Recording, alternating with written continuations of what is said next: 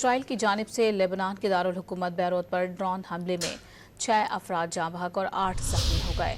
حزب اللہ کے جنگجوؤں اور اسرائیلی فوجیوں کے درمیان جنوبی لیبنان میں شدید لڑائی جاری ہے۔ غیر ملکی خبر ایجنسی کے مطابق اسرائیلی ڈرون حملہ حزب اللہ کے ہیلتھ یونٹ سے منسلک کثیر المنزلہ رہائشی عمارت پر کیا گیا۔ رات گئے ہونے والے اس حملے میں 6 افراد جاں بحق ہوئے۔ جاں بحق ہونے والوں میں امریکی ریاست مشیگن سے تعلق رکھنے والا شہری کامل احمد بھی شامل ہے۔ امریکی محکمہ خارجہ نے کامل کی ہلاکت پر افسوس کا اظہار کرتے ہوئے واضح کیا کہ کامل امریکہ میں مقیم تھا مگر امریکی شہری نہیں تھا۔